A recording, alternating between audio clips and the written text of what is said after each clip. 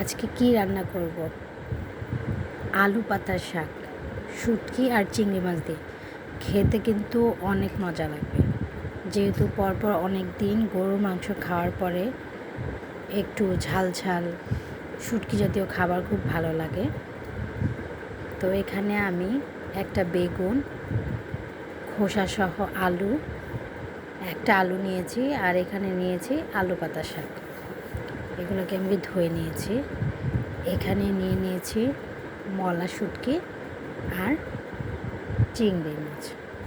মলা শুটকিগুলো আমি ছোট ছোট করে কেটে নেব। এখানে নিয়েছি কাঁঠালের বিচি, এগুলোকে ছোট করে কেটে নিয়েছি।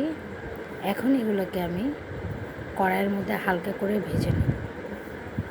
শুটকি রান্নার আগে শুটকিগুলোকে হালকা করে ভেজে নিলে শুটকির স্মেলটা খুব ভালো আসে। আমার ভাজা হয়ে গেছে। এখন এগুলোকে আমি পানি দিয়ে ভালো করে ধুয়ে নেব।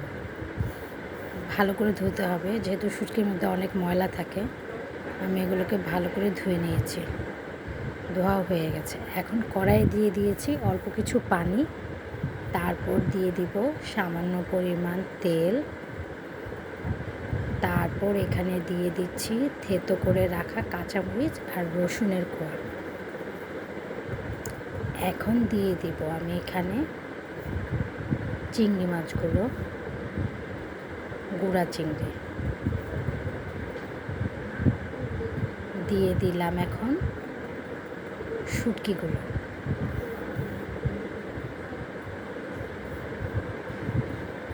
দিয়ে দিলাম। এখানে পেঁয়াজ,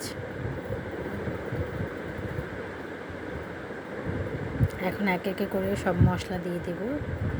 দিয়ে দিলাম পরিমাণ মতো লবণ,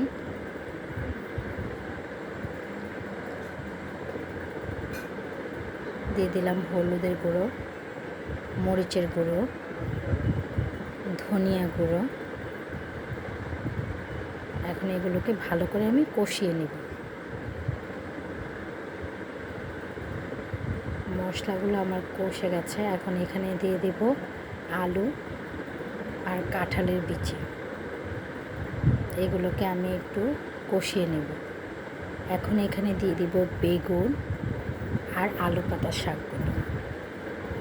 আমি সবগুলো শাক দিয়ে দিচ্ছি। এগুলোকে এখন আমি ভালো করে কষিয়ে নেব, এবং এইখানে কোনো পরিমাণ পানি ইউজ করব না। এখান থেকে যে পানিটা উঠেছে ওটা দিয়ে রান্না করব। এখন এখানে নামানোর আগে দিয়ে দিচ্ছি ধনিয়া পাতা। এখন এগুলোকে উল্টে পাল্টে করে আমি এগুলোকে নাড়াচাড়া করে দিচ্ছি। আমার শুটকিটা রান্না হয়ে গেছে। এই তো আমার শুটকি মাছ রান্না শেষ।